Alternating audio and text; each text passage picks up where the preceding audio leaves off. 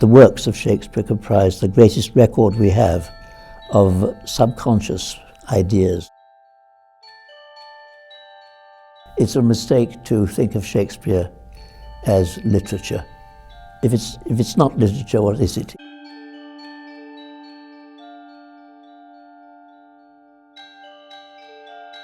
My relationship with Living Thought started when Michael Langham and I shared some students. He invited me to teach at Juilliard when I was very young. I was only 28.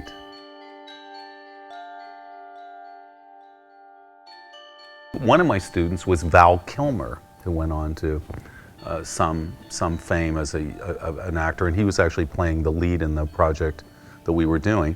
So we were working on the text for Henry IV and working around the table. And then he came up to me one day and he said, "You must have been talking to Michael about Living Thought."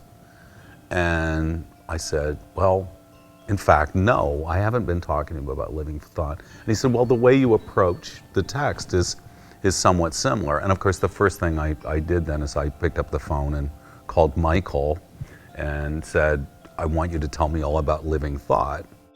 Michael really formed my career in every possible way. I'm grateful to him. He gave me my career, period. He sent me a telegram saying, this is an offer, come as cast.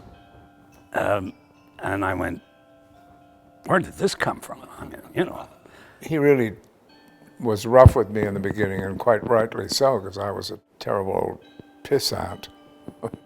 And Michael offered me these extraordinary roles, but with the proviso that I behave myself.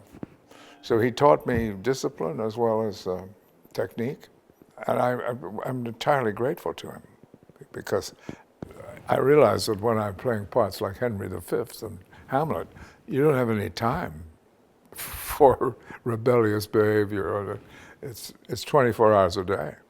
Yeah. I arrive and I think, you know what? I have no idea what I would do in a Shakespeare play. I mean, Romeo, I guess. I was 20, 21 years old. I said, I don't even know how to approach this text. I said, I read it and I go, what is that? What does it mean? How are they going to know what I mean? And he said, it's living thought. Michael regarded Shakespeare's work as the greatest record of human thinking. And that first and foremost, he saw these plays as blueprints for live performance. And only then did he regard them as dramatic literature. The works of Shakespeare, the collected works of Shakespeare, were the greatest record of subconscious thought made conscious. These thoughts were coming to the actor as they were speaking them, which led the way for a stream of consciousness and discovery in almost every line. Shakespeare's texts are not simply dialogue or monologues.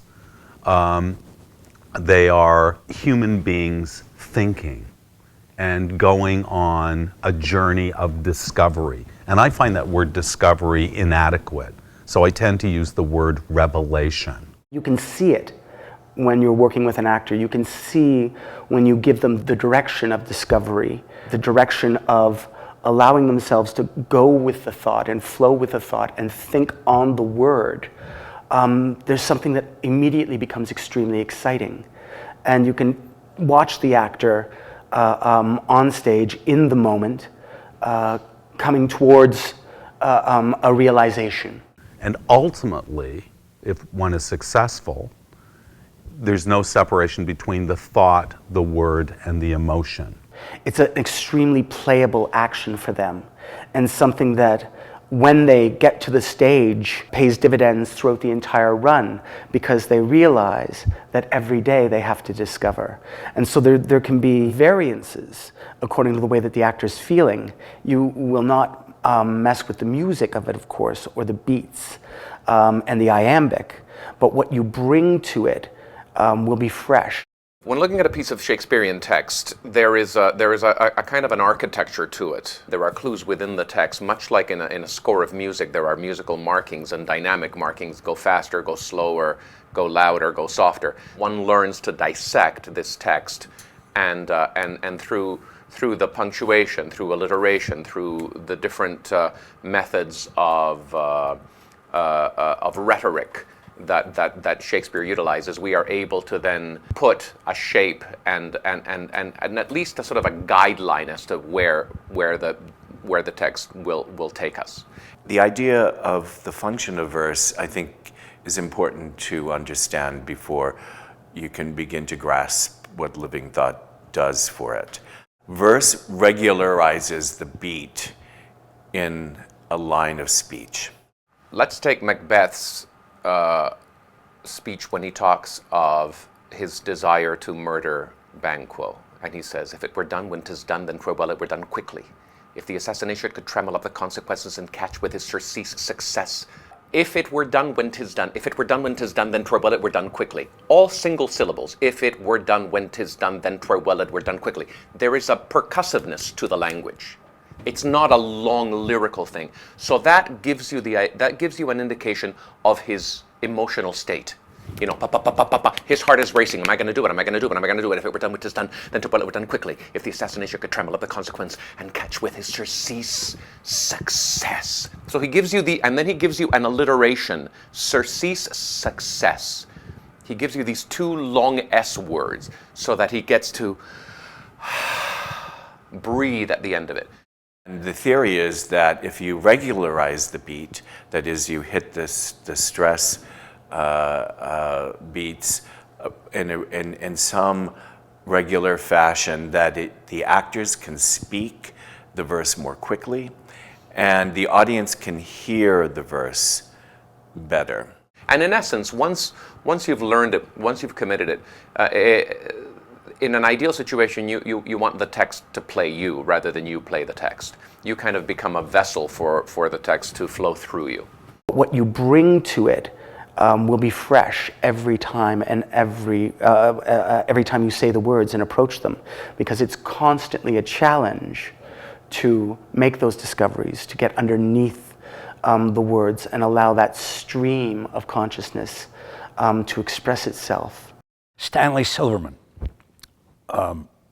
came to see me in Night Music and came backstage and said, "You're the quintessential Sondheim singer." I said, "Why?" He said, "Because you've been speaking verse for the last 10 years. And he said, the inner rhymes you get. And he said, and you deliver those things. And he said, and we as an audience go, and I can follow you. You know, the greatness of Langham's idea here is that it actually gets us closer to the way that we speak normally.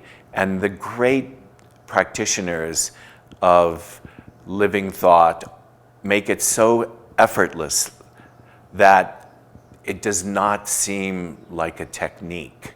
Take this, the initial song that my character in A Little Night Music has. Now as the sweet imbecilities tumble so lavishly onto her lap, now there are two possibilities. A, I could ravish her. B, I could nap. That's the first lyric that I see. And you read that and you go, are you kidding me? And in the middle of it, in view of her penchant for something romantic, Desauta's too trenchant and Dickens too frantic, and Stendhal would ruin the plan of attack because there isn't much blue in the red and the black.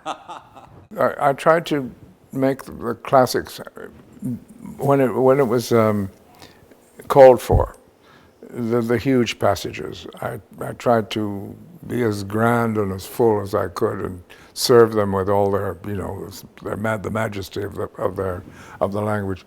And then when it came to the prose, I tried to throw it away like modernness, so it would sound so modern. And now I could listen to those great roles in my head musically. So I knew how to build in the right place and where to place the coda at the end, and that helped a great deal. When you see an incredible violin solo, you know that musician is not thinking of the notes on paper anymore. He's thinking of how those connect and how they connect to him emotionally. I think that is instinctive in us, and I think Michael suddenly picked up on it, not just hearing me, but hearing others who had the same sort of technique, that this was a particularly North American way of treating the classics. He insisted, absolutely insisted, that you figure it out. Never, I don't think ever said that, but that's what he wanted you to do. And finally, you know, after 3 or 4 of the times, you figured, okay, this is really what he wants. He wants me to figure it out, and you damn well did. You sat down, you went to whatever text you went to, you looked, and you figured it out. You just had to figure out how to translate this Elizabethan language to a modern day audience. And once you applied yourself, it always translated because it was coming from your gut. I guess I'm visceral by nature, but it seemed to me that you had to imbue this stuff with that kind of passion. And again, it's the living thought. It's Michael really is, without, you're in the room with him, you know, for 6 months, and it just is there all the time, and you go, my God, now I understand what this stuff means. And I could actually stand up and make you understand it. I know I could. I know I could. Watch me. And you get up and you stumble and you fall, and he kind of goes, what are you doing? And then finally the penny drops, and he smiles.